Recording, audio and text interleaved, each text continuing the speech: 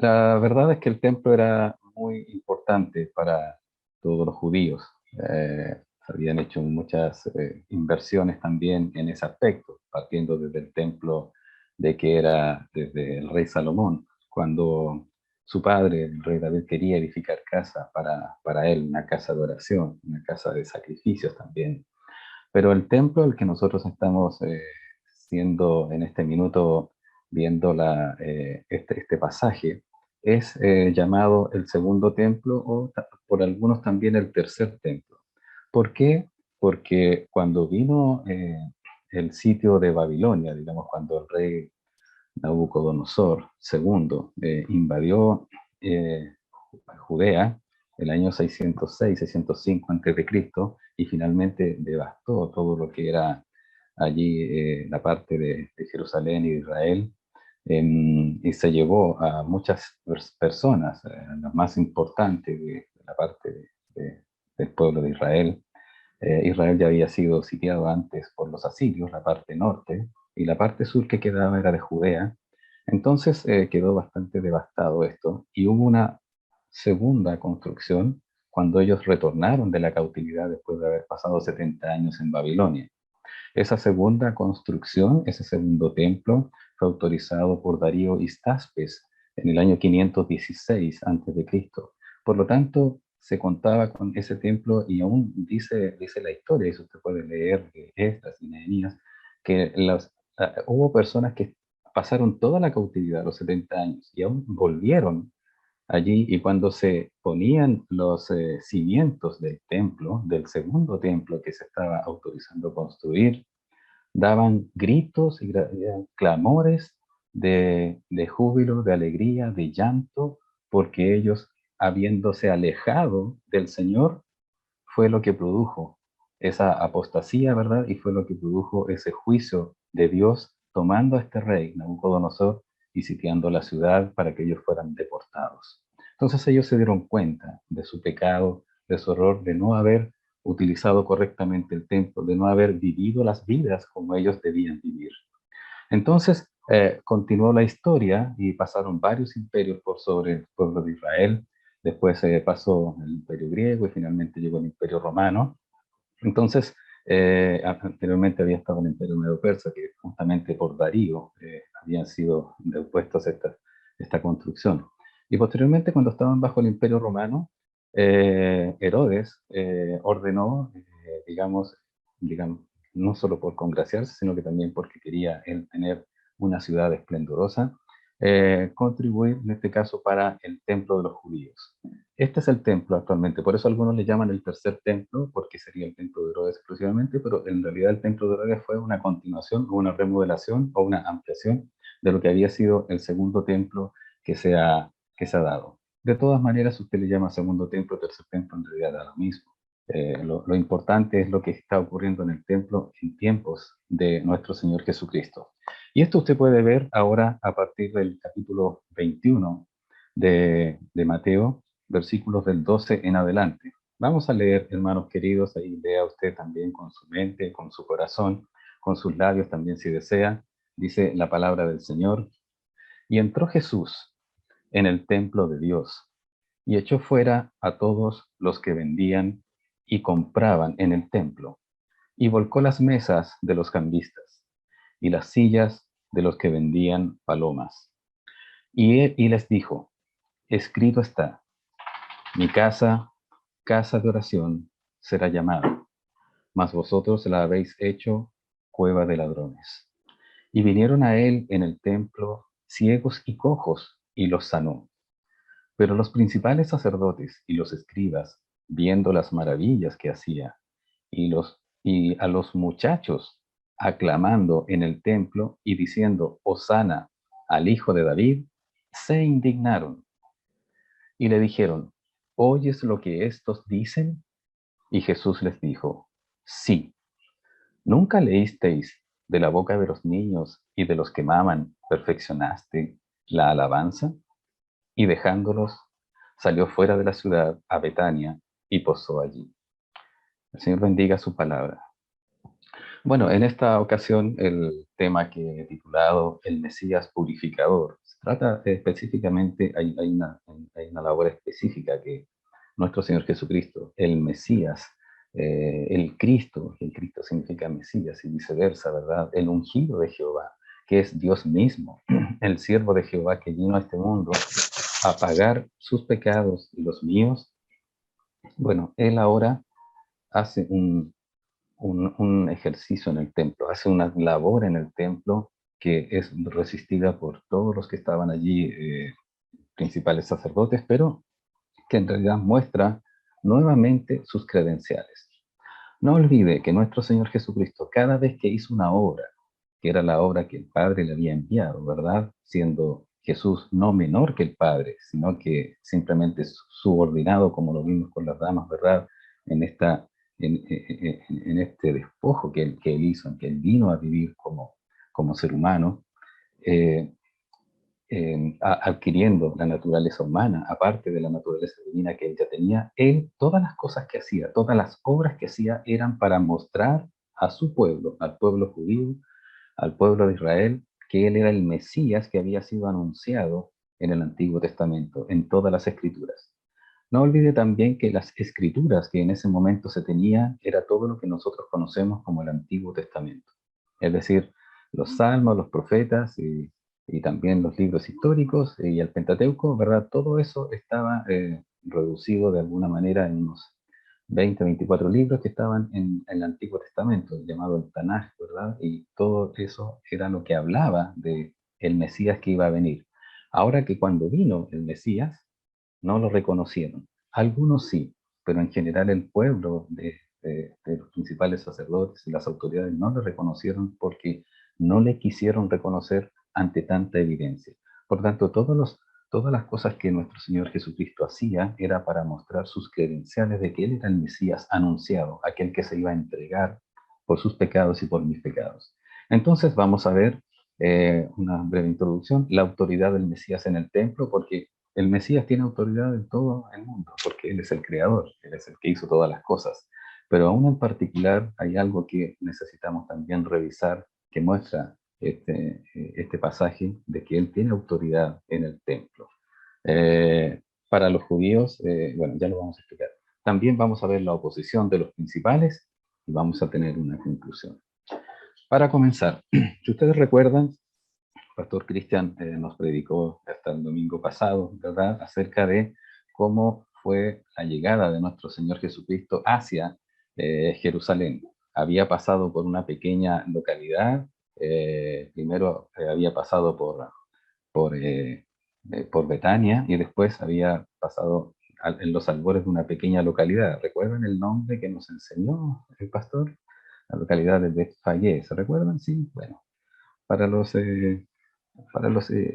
estudiantes, ¿verdad? Eso podría ser eventualmente una pregunta de prueba, pero no se preocupen tanto. Eh, Vamos al Evangelio de Marcos para un poquitito ver la secuencia en este sentido. Marcos capítulo 11, versículos 11 y 12, dice la palabra del Señor: cuando entró Jesús en Jerusalén y en el templo, y habiendo mirado alrededor todas las cosas como ya anochecía, se fue a Betania con los 12.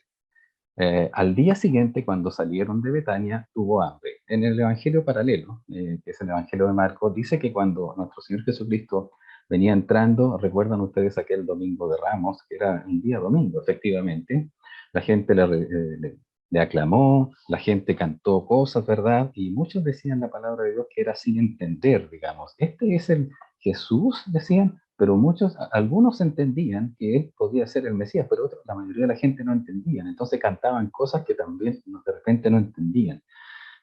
Porque toda la ciudad de Jerusalén, dice el versículo 10 del capítulo 21 de Mateo, cuando entró él en Jerusalén, toda la ciudad se conmovió diciendo: ¿quién es este?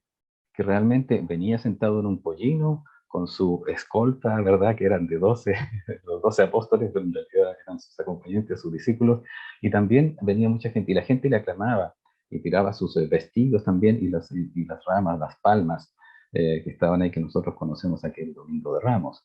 Y nuestro Señor Jesucristo estaba ahí sentado en un pollino, de esa manera tenía que entrar de acuerdo a la profecía. Él cumplía la profecía. A él no se le ocurrió ir sentado sobre una asna, sobre un pollino, ¿verdad? Sencillamente porque era lo que había. No, era porque estaba profetizado de que tenía que entrar a Jerusalén en un pollino. Entonces, ese día dice la palabra de Dios, según el Evangelio de Marcos, que entró en Jerusalén y también entró en el templo, pero ya era de noche, anochecía, estamos hablando después de las 6 de la tarde aproximadamente, en la cual después se fue a Betania a descansar. Betania es una ciudad que estaba muy cerquita, allí como bien explicaba el pastor, entonces estaba muy cerquita de Jerusalén, se fue a descansar. Y dice, y al día siguiente salieron de Betania y tuvo hambre. Si usted ve el Evangelio paralelo de Marcos, va a continuar el tema de la maldición de la higuera. Entonces, eso de la maldición de la higuera ocurrió en la mañana de este nuevo día, que es el día lunes.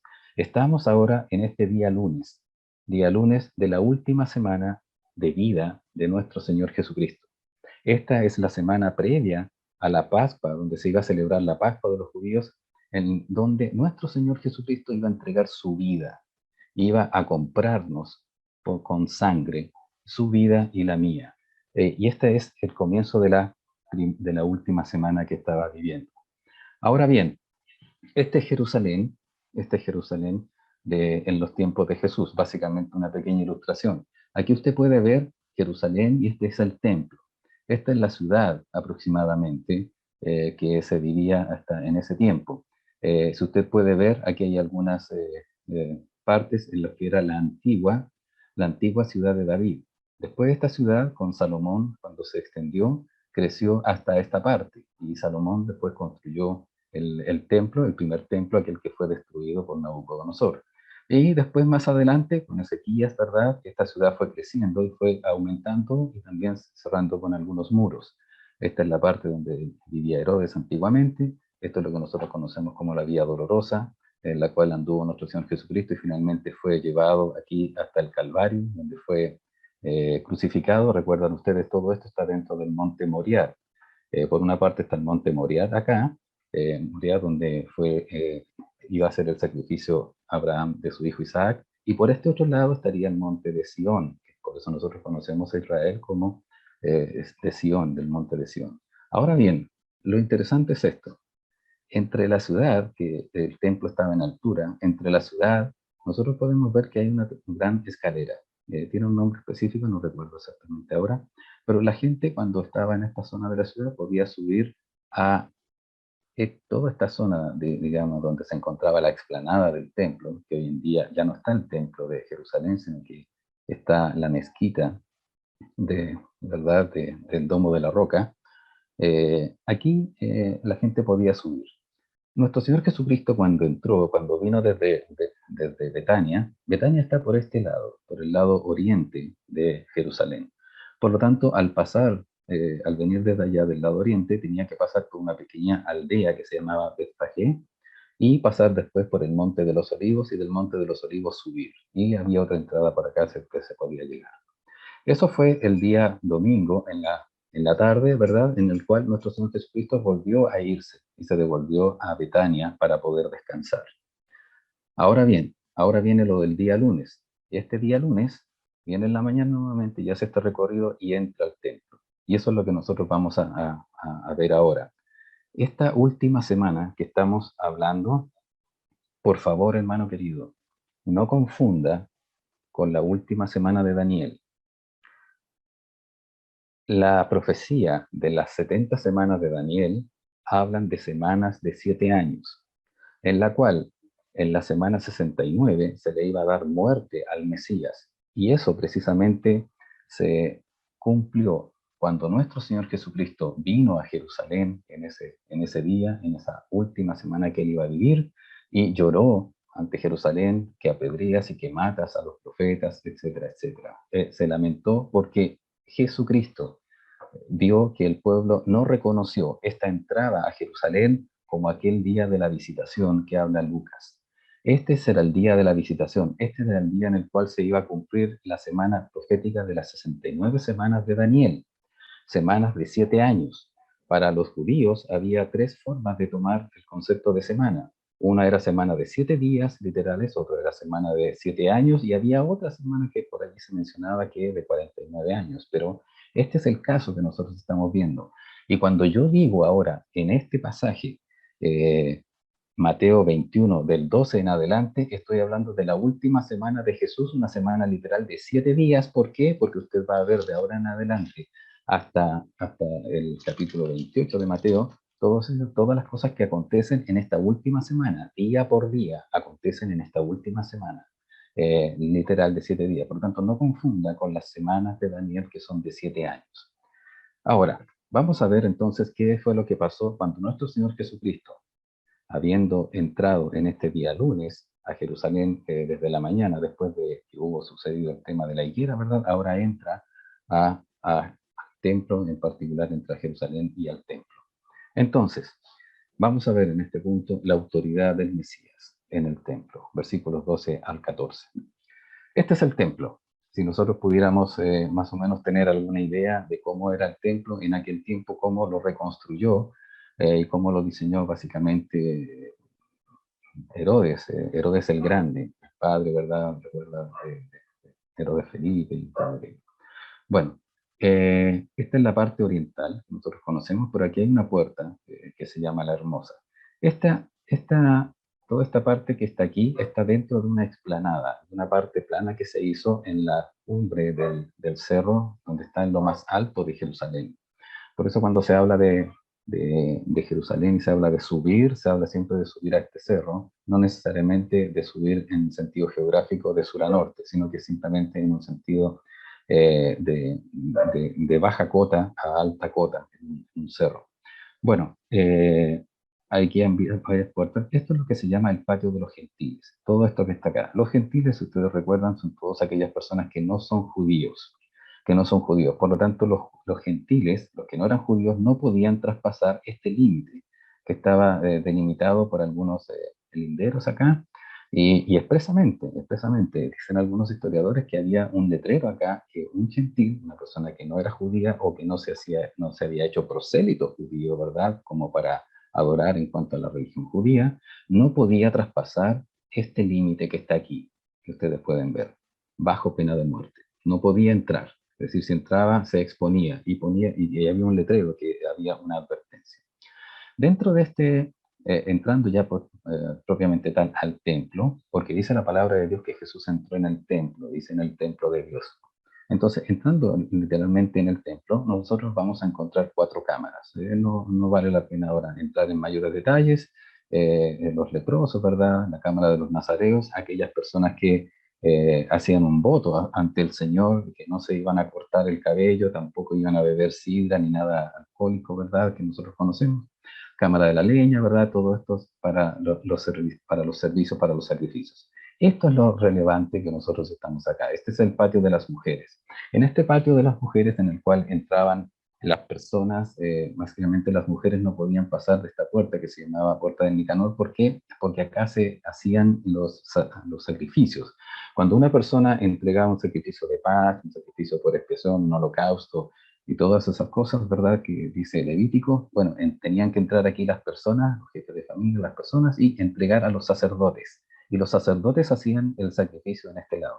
Pero aquí, en este patio, que no solamente, que se viene cierto, se llamaba el atrio de las mujeres, aquí se hacían muchas cosas.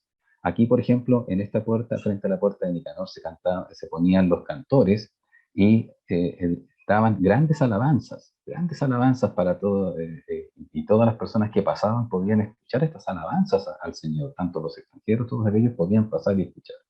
Entonces, lo que vamos a ver ahora, lo que va a suceder en este momento, sucede tanto en el patio de los gentiles como también en esta zona, según lo que tengo entendido, en esta zona de acá, porque de aquí para adelante era muy restringido el acceso, era solamente para las personas que podían hacer los sacrificios. En este lado aproximadamente estaba nuestro Señor Jesucristo. No olvide que nuestro Señor Jesucristo no era sacerdote de oficio, por decirlo de una manera. Él es nuestro sumo sacerdote en lo espiritual.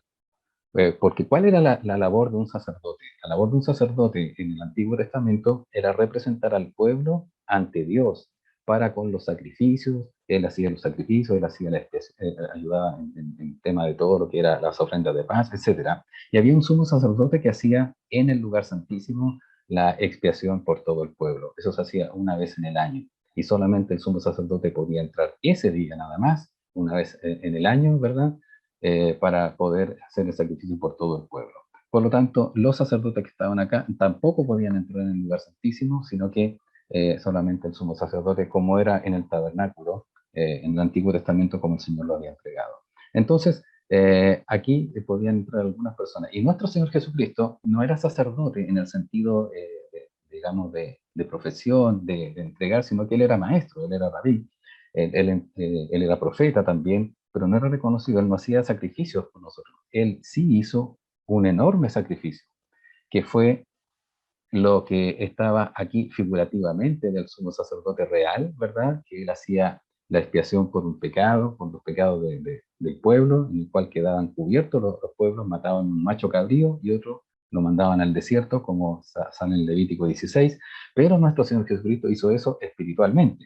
Es decir, él se entregó como el cordero de Dios, ¿verdad? Para quitar el pecado del mundo, ni siquiera para expiarlo, ni siquiera para cubrirlo, sino que para quitar el pecado. Por lo tanto, si usted ha aceptado a Jesucristo como su Señor y Salvador personal, debe saber que nuestro Señor Jesucristo, no siendo de profesión sacerdote aquí como lo que hacía día a día en el templo, ¿verdad? Entregando los sacrificios para la persona, él hizo un sacrificio perfecto para siempre, según lo declara Hebreos 9:27. Hizo un sacrificio para siempre, para siempre, es decir, usted debe estar seguro que el Señor ha quitado nuestro pecado, que nos inculpa ante el Señor.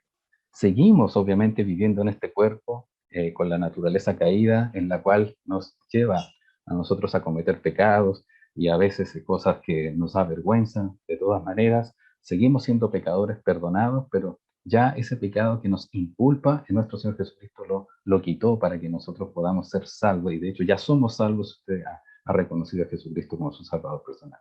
Entonces aquí entra el Señor y dice la palabra de Dios, y entró Jesús en el templo de Dios.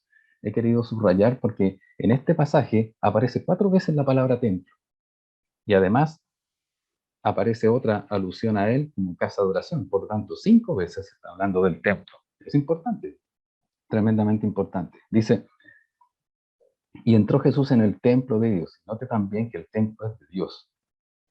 El templo no es del pastor, el templo no es del sumo sacerdote, el templo no es del sacerdote. El templo no es del que construyó el templo no es del arquitecto, el templo no es de la constructora, el templo es de Dios. En ese caso, estamos hablando del templo que estaba allí construido por Herodes, ¿verdad? Mandado a construir Herodes. No era el templo de Herodes, es el templo de Dios. Y dice, y echó fuera a todos los que vendían y compraban en el templo, y volcó las mesas de los cambistas y a las sillas de los que vendían palomas. Es interesante esto porque hace años atrás, yo recuerdo cuando estaba estudiando todavía, y estábamos hablando acerca de Jesús. Uno de mis compañeros, no era compañero mío, era compañero de otra universidad, a propósito de esto que estábamos hablando, él dijo así muy, obviamente, desafiantemente, me dijo, o sea, Pablo, ¿tú estás de acuerdo con una persona que promueve la violencia? Así me dijo, con esas palabras. Obviamente, si usted no lee nunca la Biblia o no ha leído nunca la Biblia, y si imagínese usted por primera vez, usted abriera la Biblia y la abriera en este pasaje, dijera, voy a ver cómo es Jesús, y usted encuentra, y ven aquí, y lee, y entró Jesús en el templo y echó a todos los, ¿cómo? ¿Qué pasó? Una persona violenta a todo el templo. Ese es el problema que ocurre cuando usted no lee toda la escritura, está viendo solamente una parte sesgada, no conoce la historia hacia atrás, no conoce la historia hacia adelante, no conoce la motivación por la cual están sucediendo las cosas ahí en eso, y uno juzga y uno saca una idea solamente de un pequeño pasaje que ha leído. Sin embargo, usted debe conocer cómo es el corazón del Señor Jesucristo para poder hacer esto y por qué hizo esto. Es decir, no es el problema de esta persona, no es el problema de nuestro Señor Jesucristo. Va a ver que el problema lo originaron las otras personas. Y vea esto, por favor. Dice que volcó las mesas de los cambistas y las sillas de los que vendían palomas. ¿De qué se trata esto? Como ya se acercaba el tiempo de la Pascua, eh, eh, lo que ocurría es que muchas personas venían de afuera y venían, por ejemplo, con monedas o dineros, por ejemplo, de otros países. Y para poder entregar la ofrenda, podían también hacer cambios en moneda. Es como si usted va a entregar acá y usted tiene del extranjero y trae dólares, ¿verdad? Y quiere entrar a la ofrenda, y dice, bueno, quiero entregar dólares. Bueno, si quiere entregar dólares, pero mejor que cambie y lo entregue a la ofrenda, que haga su ofrenda. Bueno, esa era más o menos la idea. Se establecían personas, negociantes, en esta parte, en esta parte, tanto afuera del templo, ¿verdad? Como también incluso adentro, en este lugar. Se establecían esas personas que cambiaban en este lugar que era un lugar para adoración, un lugar para recogimiento, un lugar para oración, y se ponían aquí a vender en el interior. Entonces, el Señor Jesucristo, cuando llegó, vio esas cosas. Y también dice los que vendían palomas. Cuando las personas, depende de la condición socioeconómica, iban a entregar una ofrenda al Señor, una ofrenda de paz para acercarse por sus pecados o para también para remitir sus pecados de alguna manera que dan, ofrecer al Señor el tipo de ofrenda como dice Levítico capítulo 1. Bueno, usted si no tenía que comprar palomas o comprar tórtolas, palominos, lo que sea, ¿verdad? O comprar esto de vacuno o ovejas, ¿verdad? Para poder entregar su ofrenda al Señor. Entonces había personas que criaban y que vendían, era un negocio en ese sentido. Pero ¿cuál es el problema? Que de hacía, cuentan los historiadores que de hace unas décadas hacia atrás, hasta ese momento donde estaba nuestro Señor Jesucristo, no solamente, no solamente había personas que se establecían ahí para vender cuando usted quiere hacer sacrificio, aquí yo le vendo este cordero, yo le vendo este macho, cabrío, yo le vendo estas palomas, etcétera, para que usted haga su sacrificio. No era malo en un sentido puro, porque realmente el Señor lo pedía de esa manera y no todos ahí tenían para criaderos, digamos, para sus cosas, como usted lo puede ver. El problema está en que desde un tiempo atrás, cuenta la historia, de verdad, de algunos comentaristas que dicen de que los sacerdotes y los sumos sacerdotes habían creado una especie de franquicia en la cual venían las personas y les permitían a los demás vender con tal de que les entregaba una franquicia por el negocio. Los cambios, por ejemplo, dicen los comentaristas, por ejemplo, Samuel Pérez Millo, los cambios dicen que se cobraban con un 25% de impuesto, y eso iba para lo que se llamaba en ese momento, en ese tiempo se conocía como el Bazar de Anás. Anás era el sumo sacerdote, padre de Caifás, que era el suegro, digamos, pero ahora estaba Caifás como sumo sacerdote. Entonces había un asunto de negocio en ese aspecto, lo cual no era aceptado por Dios, no era aceptado porque estaba siendo el templo utilizado como un verdadero negocio, un verdadero mercado. Entonces, dicho de otra cosa, es posible que este también sea la segunda vez que nuestro Señor Jesucristo purifica el templo. Existe un pasaje paralelo, si usted puede ver también en la Biblia, en la Reina Valera, aparecen varios pasajes ahí, tanto en Marcos como en Lucas y como en Juan. En el Evangelio de Juan, dice capítulo 2, versículo 15, y haciendo un azote de cuerdas, echó fuera del templo a todos, y las ovejas y los bueyes, y esparció las monedas de los cambistas. Este pasaje es posible que haya sido al inicio de su ministerio. Cuando comenzó su ministerio cerca de los 30 años, ya nuestro Señor Jesucristo está cerca de los 33 o ya tiene los 33 porque está viviendo su última semana. Pero en este caso, en el caso de Juan, es posible que haya sido al principio, puesto que en los tres otros evangelios, tanto en este de Mateo como Marcos como en Lucas, no se menciona el hecho de que los principales sacerdotes hayan inmediatamente refutado ese acto de nuestro Señor Jesucristo, sino que fue en ese mismo instante en el que declara Juan. En el caso de Juan, por ejemplo, Juan, si nosotros vemos el capítulo 2 de Juan, puede seguir ahí usted la lectura. Déjeme ubicar acá, no lo anoté en la presentación. En el caso de Juan, eh, dijo, haciendo un azote, versículo 15, de cuerdas, echó fuera del templo a todos y las ovejas y los bueyes. Esparció las monedas de los cambistas y volcó las mesas. Versículo 16 dice, y dijo a los que vendían palomas, quitad de aquí esto y no hagáis de la casa de mi padre casa de mercado. Versículo 17 dice, entonces se acordaron los discípulos que está escrito, el celo de tu casa me consume.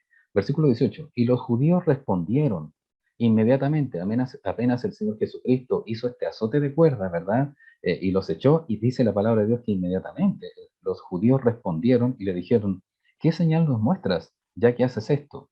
Jesús respondió y dijo, destruid este templo en 3 días y lo levantaré. Y obviamente sabemos que estaba hablando de eso.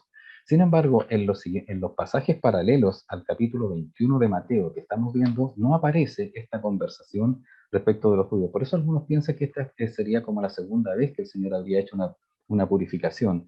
Y la primera habría sido antes de la primera Pascua que él vivió desde iniciado su ministerio, y esta otra antes de la última Pascua que él vivió en su ministerio. De todas maneras, lo que viene es muy interesante. Marcos capítulo 11, versículo 16, dice lo siguiente respecto de esta segunda, digamos, purificación de los judíos, aunque puede también que haya sido una sola, que haya sido sinópticamente hablado. Yo me inclino a pensar que esta es la segunda vez, en ese sentido, con los argumentos que le di anteriormente, pero igual usted puede estudiarlo y saque sus propias conclusiones también, y después me dice, pastor, ¿sabe que parece que se equivocó en esto? Me dice, y si no, me dice, pastor, parece que son 2 veces. Bueno, en ese sentido, usted también me ayuda a conocer la palabra de Dios. Dice acá también Marcos capítulo 11, versículo 16, y no consentía, después que había volcado las mesas, ¿verdad? Y había quitado las sillas de las personas que vendían las palomas, dice, y no consentía que nadie atravesase el templo llevando utensilio alguno. Mire qué interesante. Nuestro Señor Jesucristo, el Mesías anunciado, está en el templo allí, y lo que hace, esta parte no aparece en el Evangelio de Juan. Y dice que efectivamente nuestro Señor Jesucristo no dejaba, es como si se pusiera en la puerta, ¿verdad? Dijera, no, usted no va a entrar. ¿Con qué viene? Vengo con estas gallinas, con estos pollos, no sé, con estos animales. No, no, no puedo entrar, lo siento. No dejaba que entrar. ¿Por qué razón? Tal como dice la palabra de Dios. Y les dijo, versículo 13, ustedes no pueden entrar, no pueden hacer negocio en el templo. Dice, y les dijo, escrito está, mi casa, casa de oración será llamada, mas vosotros la habéis hecho cueva de ladrones. ¿Por qué el Señor Jesucristo hizo esto? Porque el templo para los judíos era sumamente importante, pero los judíos tenían un doble estándar en este sentido. Un doble estándar en el cual decían, no, el templo es lo más importante y todo, no se puede hacer nada contra el templo, todo, sin embargo permitían este tipo de negocios dentro del templo. ¿Por qué razón el Señor no lo aceptaba? Porque la casa del Señor iba a ser casa de oración. Es más, dentro del templo, dice la palabra de Dios, y vinieron a él en el templo ciegos y cojos y los sanó. Nuestro Señor Jesucristo seguía mostrando sus credenciales, no solamente con la autoridad de decir, ustedes fuera del templo, aquí no tienen nada que hacer en el templo, quieren vender, vayan a vender afuera, si quieren hacer arte, vayan afuera, en el templo esto no se hace. Sin embargo, dentro del templo, el Señor Jesucristo sí hacía las cosas a las cuales Él había sido enviado. ¿Recuerdan ustedes que me ha enviado, el Espíritu de Jehová está sobre mí y me ha enviado a pregonar y a sanar a los ciegos y a los cojos, etcétera? Bueno, Él seguía haciendo esto, según lo que señala, ¿verdad? El libro de Isaías. Él seguía sanando a los ciegos y a los cojos. Hermanos queridos, estamos hablando la última semana literal de vida que tenía que vivir el Señor, es decir, día lunes, después viene martes, miércoles, jueves, el jueves iba a vivir la pasión, ¿verdad? Y el día miércoles, y el día viernes iba a ser muerto por nuestros pecados. Le quedaban 4 días de vida, por decirlo de una manera, 5 a lo mucho, ¿verdad? Y él lo sabía. Y él en estos momentos, él seguía haciendo la obra al cual el Padre le había enviado. Hasta el último momento de su vida estuvo nuestro Señor Jesucristo cumpliendo la obra a la cual él había sido enviado, la obra a la cual él sabía que tenía que venir a hacer. Seguía sanando cojos, seguía sanando ciegos, seguía sanando enfermos, seguía haciendo la obra del Señor. En cambio, las otras personas no reconocieron ese tiempo de visitación, no reconocieron que era el Mesías y pasaban como si Jesucristo fuese una persona más simplemente a la cual tenían que venderle cosas y a todos los demás. Qué tremendo, hermanos queridos. Como en los días de Noé, ¿recuerda usted? La gente se casaba, se daba en casamiento y vivía como si nada viviera hasta que realmente llegó el diluvio en los hechos. Hoy en día pasa exactamente lo mismo. La gente no se da cuenta, porque no quiere darse cuenta, porque no quiere escuchar de que son los últimos días. El Señor puede venir en cualquier momento. Y cuando yo digo esto, hermanos queridos, no lo digo por frase cliché, no lo digo porque lo he escuchado, no lo digo porque he leído, sino que porque la palabra de Dios nos menciona que el arrebatamiento de la iglesia es inminente. En cualquier momento, usted y yo podemos estar aquí conversando, podemos estar predicando, escuchando la palabra, podemos estar visitándonos y nosotros vamos a ser trasladados de este mundo, vamos a dejar de estar acá, toda la iglesia de Dios. Y ahí va a quedar entonces este mundo a merced del anticristo. Pero ahora la gente está como si nada, las cosas que pasan como si nada, efectivamente, como que si no les importara, como si más importante fuese la vida que el alma en este caso. La, nuestro Señor Jesucristo siguió sanando durante este último tiempo que le quedaba. Fíjese lo que dice la palabra en Jeremías capítulo 7, versículos 10 y 11. Puse ahí el subtítulo entre paréntesis para ubicarnos un poco en el contexto de lo que habla esta profecía. Dice, vendréis y os pondréis delante de mí en esta casa sobre la cual es invocado mi nombre. Está hablando de la casa del Señor, está hablando del templo. Y diréis, librados somos para seguir haciendo todas estas abominaciones. Mire cómo ve el Señor Jehová, en este caso, hablando sobre Jeremías. Ustedes se acercan a la casa, a mi casa, ustedes se acercan a mi casa de oración, ustedes se acercan a la casa donde es invocado mi nombre, y claro, y llegan y hacen sacrificios, y dicen cosas, sin embargo, dice, hemos sido librados, ajaja, para seguir haciendo nuestras abominaciones. Hermano querido, piense, por favor, piense un segundo. ¿Para qué el Señor le salvó? ¿Para usted seguir haciendo las mismas obras que hacía antes o para cambiar de vida definitivamente?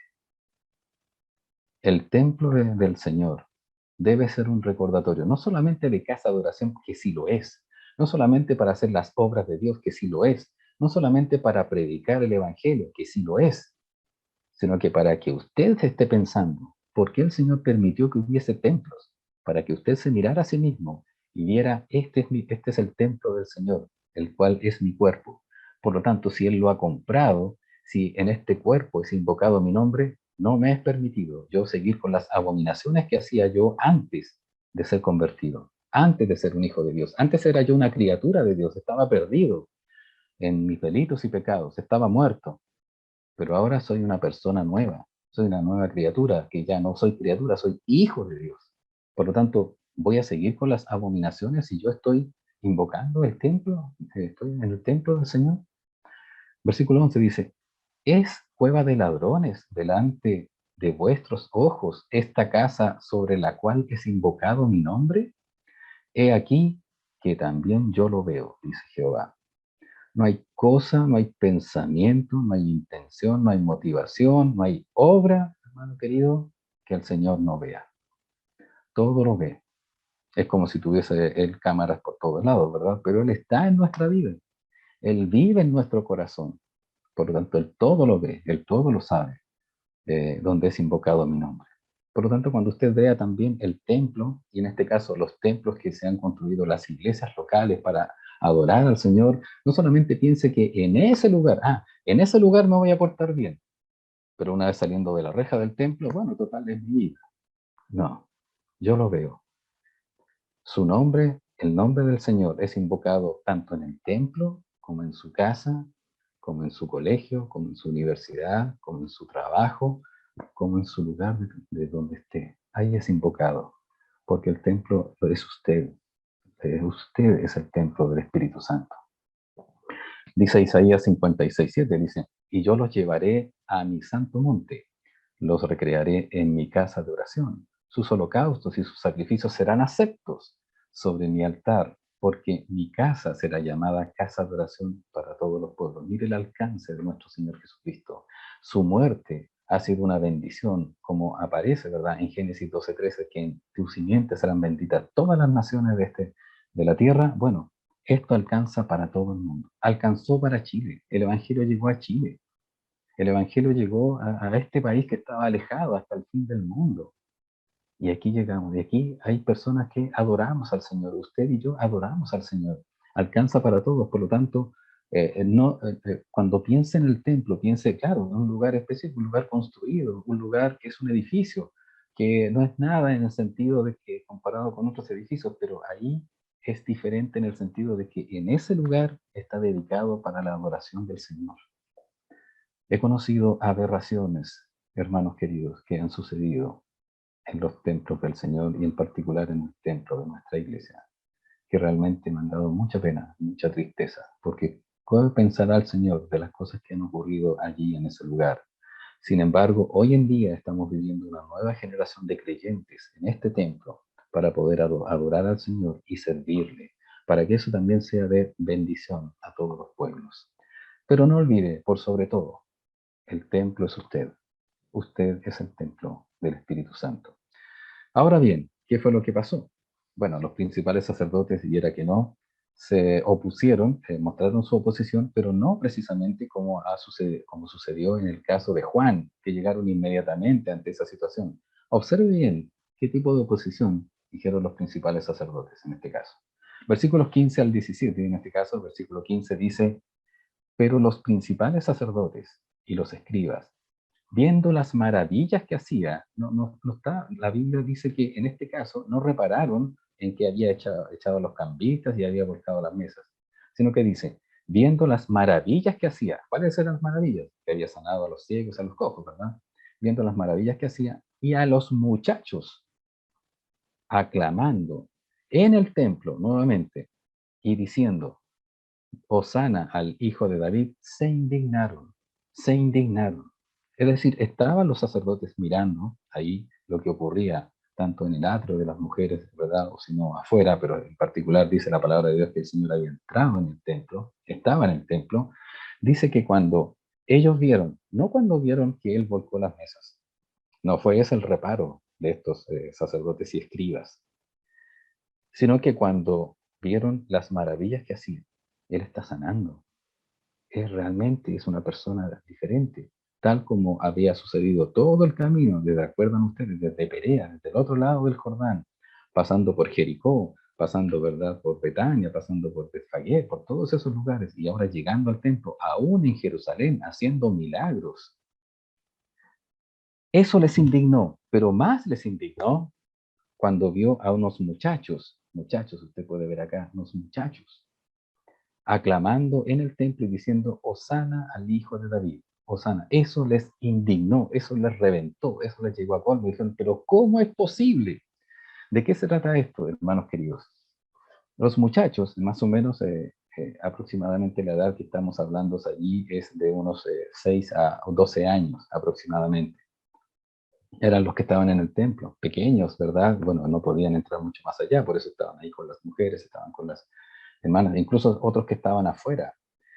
No olvide también que cuando nuestro Señor Jesucristo el día anterior, el domingo, llegó en la tardecita, llegó ahí al templo y a Jerusalén, en particular, el capítulo 21 de Mateo, versículo 9, dice, y la gente que iba delante y que iba detrás aclamaba, diciendo, Hosana al Hijo de David, bendito el que viene en el nombre del Señor, Hosana en las alturas.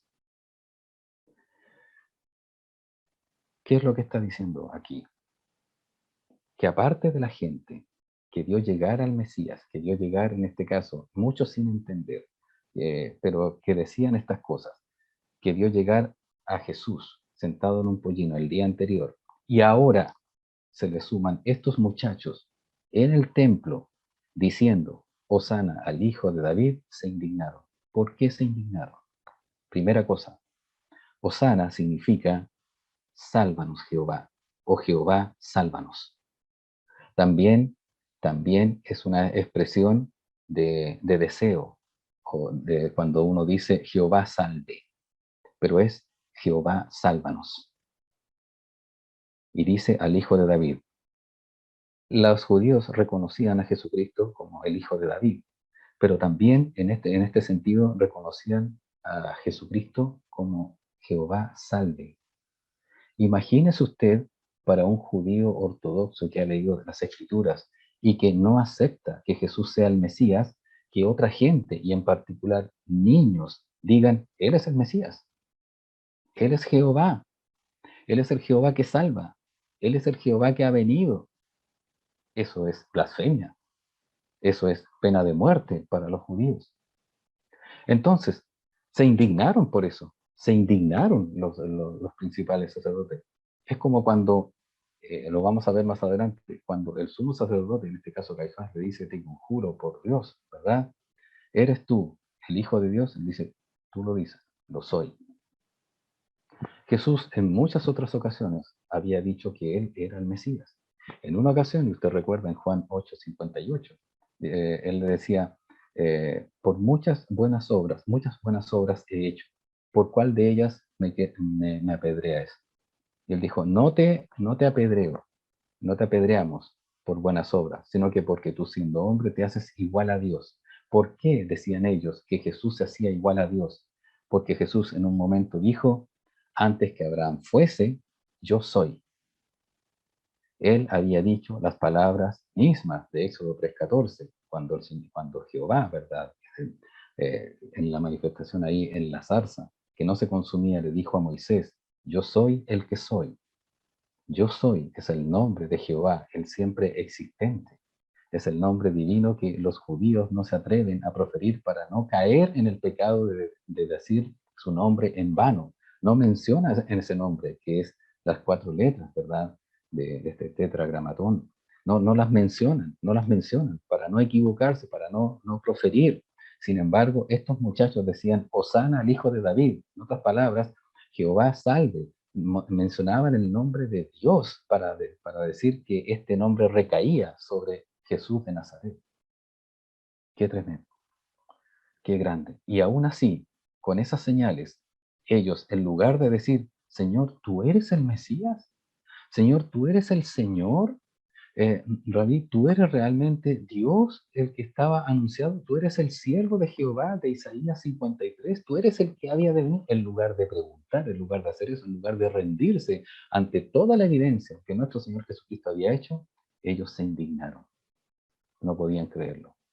Y le dijeron, se acercaron a Jesús, y en lugar de preguntarle, Señor, ¿realmente tú eres el Mesías? ¿Eres tú el que había de venir o esperaremos a otro? Le dijeron, ¿oyes lo que estos dicen? Y Jesús, con su gran misericordia y autoridad, él pudo haberle dicho, sí, por supuesto, pero él dijo, sí, ¿nunca leísteis de la boca de los niños y de los que maman, perfeccionaste la alabanza? ¿Nunca leísteis el Salmo 8? Un salmo que entre paréntesis dicen que lo habría leído Neil Armstrong cuando llegó a la luna, ¿verdad? Porque mire todo lo que habla. Esto es un salmo que se canta, es muy hermoso. Pero eso es algo que está dentro de la cultura popular. Yo no sé si realmente él lo leyó allá, pero eso es lo que se dice. Sin embargo, aquí dice la palabra de Dios que el Señor Jesucristo le citó el Salmo 8 y le dice, y Jesús les dijo, ¿nunca leísteis de la boca de los niños y de los que maman, perfeccionaste la alabanza? Ahora note, ¿qué es lo que habían dicho los niños? Dicen, vea por favor el Salmo 8, vamos a ver todo. El Salmo 8 dice, de la boca de los niños y de los que maman, fundaste la fortaleza a causa de tus enemigos para hacer callar al enemigo y al vengativo. ¿Cómo es esto? Parece que no están diciendo lo mismo a los niños. Efectivamente están diciendo lo mismo. Porque en ese tiempo, la Biblia que ellos tenían en las sinagogas, que eran rollos, ¿verdad? Ellos tenían la traducción también de la Septuaginta. ¿Cuál es la Septuaginta? Esta traducción que mandó a hacer Ptolomeo, recuerdan ustedes, descendientes de Alejandro Magno, Ptolomeo I, primero Ptolomeo II, ese Ptolomeo II que reinó en Egipto, que mandó a juntar a 72 sabios de todas las tribus de Israel para traducir el Antiguo Testamento del hebreo al griego. Cuando estos rabinos, estos eruditos, tradujeron del hebreo al griego, tradujeron el Salmo 8, que dice que de la boca de los niños y de los que maman fundaste la fortaleza, ellos lo tradujeron, perfeccionaste la alabanza. ¿Por qué? Porque la palabra hebrea allí utilizada originalmente como fortaleza también significa alabanza. En otras palabras, hermanos queridos, una lección adicional, una lección adicional. Cuando usted alaba a Dios, una alabanza genuina, que es decir cosas buenas al Señor, que es reconocer sus obras, que es hablar. La alabanza no es cantar, se puede cantar, se puede recitar, se puede hablar, pero cuando usted alaba al Señor, ¿sabe lo que usted está haciendo? Usted está haciendo una fortaleza en su vida espiritual. Cierro paréntesis, para que usted lo considere. No solamente ir a la iglesia significa ir a escuchar palabra, o ir a la iglesia solamente significa aprender de la palabra de Dios, también significa orar al Señor, por eso es casa de oración allí, sino que alabar al Señor, alábele, alabe al Señor, dígale cosas buenas al Señor, dígale que usted lo reconoce por todas las obras que Él ha hecho en su vida. Usted hace una fortaleza alrededor suyo, espiritualmente hablando, porque usted está reconociendo que ese Dios, y usted al reconocer a ese Dios, usted en su conciencia efectivamente está creyendo y teniendo más fe en la práctica de que realmente Él es así. Tiene que decírselo. Es como cuando la esposa le demanda o le pide al esposo que le diga, ¿me amas, verdad? ¿Qué es lo que espera la esposa? Que su esposo le diga que la ama, ¿cierto? Y después, a los 10 minutos, le pregunta de nuevo, ¿me amas? Sí, te amo. Y después, a los 20 minutos, les vuelve a preguntar, ¿me amas? Sí, te amo, efectivamente. Y después le vuelve a preguntar y dice, pero si ya te dije que te amo. No, pero es que quería escucharlo de nuevo. Sí, te amo, mi amor. Usted ame al Señor, háblele al Señor. Dígale, Señor, te amo, realmente te amo, todo lo que has hecho, que eres bueno conmigo. Dígale esas cosas, porque usted en ese sentido está creando, eh, está, está fortaleciendo la fe que usted tiene también en nuestro Señor. Entonces, ¿qué pasó? Efectivamente, ¿qué era lo que tenían que hacer estos hombres? Estos hombres lo que tenían que hacer era, habiendo visto la autoridad del Señor, volcando las mesas, diciendo, esto es casa de Dios, cosa que nosotros, que somos sacerdotes y somos sacerdotes, no lo hicimos. Y llega esta persona, la cual hace milagros, ¿verdad? Hace profecías y enseña la palabra y enseña por parábolas y todo aquello. Él lo hizo y nosotros no lo hicimos. Aquellos que estábamos encargados, ¿verdad?, de mantener el pueblo, el templo purificado, realmente llega este Señor y lo purifica. Eso es lo que ellos pudieron haber pensado perfectamente. Sin embargo, le preguntan a él y no le preguntan, ¿eres tú el Mesías? No, no les interesa eso. Les interesa mantener su reputación que tenían sobre el pueblo, su estatus. No les interesa humillarse delante del Señor. Y el Señor les dice claramente, ustedes están escuchando que estos niños de acá dicen que yo soy el Mesías, que yo soy Jehová que salva. Y ellos están pidiendo, hosana en las alturas, que el Señor salve, ¿verdad? Desde las alturas también. Bueno, ¿por qué no lo reconocen? Quizás usted que me escucha ha escuchado muchas veces acerca de Jesucristo. Sin embargo, la verdad es que no puede ignorar la tremenda obra que él hizo. Él dijo, destruid este cuerpo, este templo, y en 3 días lo levantaré. Miren lo siguiente, miren lo que pasó allí. Si nosotros nos remontamos a la primera posición del templo, ¿verdad? Y consideramos todo esto como un solo episodio complementario, vamos a ver que nuestro Señor Jesucristo le dijo a los fariseos que se acercaron, a los sacerdotes que se acercaron, ahí en Juan capítulo 12, le dice, ¿por qué tú haces estas cosas? Él no siguió el hilo de su conversación, sino que le respondió de esta manera, dijo, destruid este templo y en 3 días lo levantaré.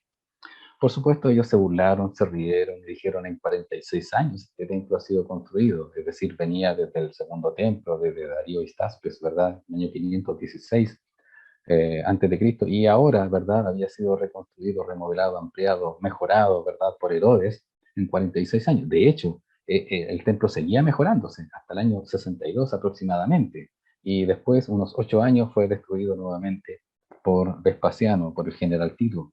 Pero ahora, dice, en 3 días lo levantaré. Pero dice la palabra de Dios en el versículo 22 de Juan, el capítulo 2 de Juan, dice, por tanto, cuando resucitó de entre los muertos, sus discípulos se acordaron que había dicho esto y creyeron la escritura y la palabra que Jesús había dicho. ¿Cómo eso que creyeron la escritura? ¿Sí? Porque cada vez que el Señor Jesucristo iba haciendo obras enfrente de la vida de los discípulos y también en la vida de los discípulos iban aumentando su fe.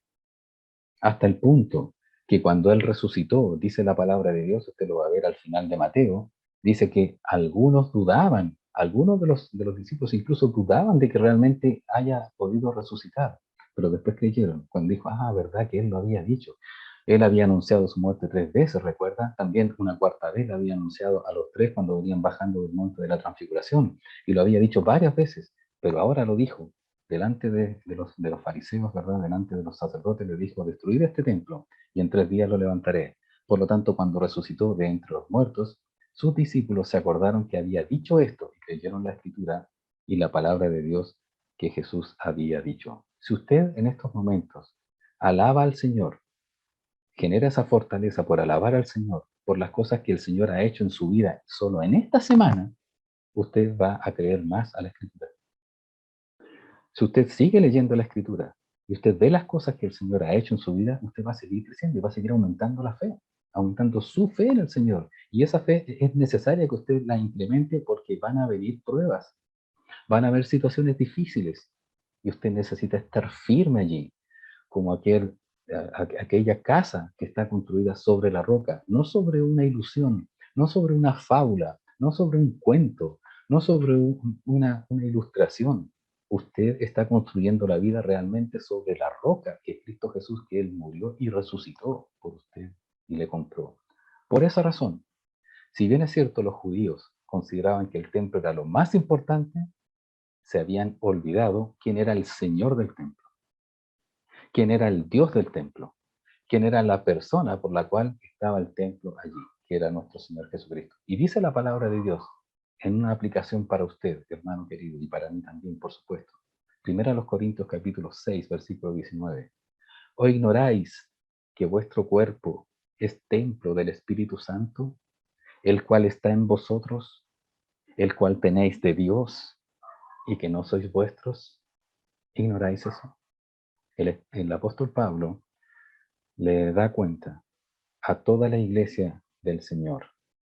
No se olviden que el cuerpo que ustedes tienen, todo su cuerpo, todo su sentir, toda su alma, todo lo que ustedes piensan, su mente, sus pensamientos, todo su cuerpo es templo del Espíritu Santo. Si usted ha recibido a Cristo como su Salvador personal y técnicamente el Espíritu Santo está en su vida, está guiando su vida para que usted adore a Dios, para que usted cumpla la voluntad de Dios, ese cuerpo, el cual usted cree que es suyo, le pertenece al Espíritu Santo, le pertenece a Dios. Ese templo no es suyo. Ese cuerpo que es su templo, ese que es el templo del Espíritu Santo, no es suyo. Dice la palabra de Dios, el cual está en vosotros, el Espíritu Santo está en vosotros, vive con ustedes.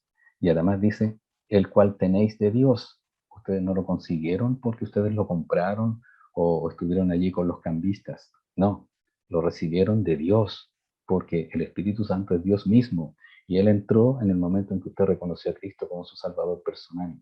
Y dice, y que no sois vuestros, su cuerpo no es suyo, su cuerpo no es suyo, su vida no es suyo. Usted ha sido comprado por sangre de Cristo, como lo cantábamos. Ha sido comprado por la sangre de Cristo, por lo tanto usted ya no le pertenece a usted mismo. Su cuerpo, su vida, sus deseos, sus planes no le pertenecen a usted. Usted no puede hacer planes para su vida sin consultar al Señor. Usted no puede hacer planes para su vida sin la aprobación de Dios. Usted no puede hacer planes para su vida. Deje que el Señor haga los planes para su vida. Así somos los siervos de Dios. Así deben ser los hijos de Dios. Todos los hijos de Dios. Sus planes son los planes del Señor. Por eso, nuestro Señor Jesucristo nos dejó esta tarea.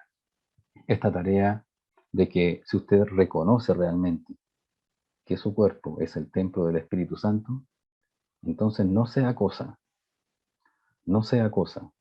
que tenga que venir el Señor y echar a los cambistas y echar a los que están vendiendo, porque usted y yo no estamos haciendo honra a lo que significa ser templo de Dios. Su cuerpo es el templo de Dios, sino el Señor perfectamente en algún momento puede sacudir este templo de Dios para purificarlo. Por esa razón, usted debe purificarse cada día. Saque de su vida, saque de su cuerpo las cosas que no corresponden a un templo santo que es dedicado a Dios. Y ponga en su vida, introduzca en su vida todas las prácticas necesarias, oración, obras en el Espíritu Santo, ¿verdad? Lectura de la palabra, estudio de la palabra, todo lo que sea necesario para perfeccionar la alabanza, para fundar la fortaleza, para alabar al Señor en su templo. ¿Cuál es su templo? Usted es el templo de nuestro Señor Jesucristo. El Mesías es el Mesías purificador. Y si usted no lo hace, el Señor lo va a hacer. Por eso en esta hora le invito a que usted y yo, en el lugar donde está, ore al Señor para que el Señor siga purificando su vida y su corazón. Oremos.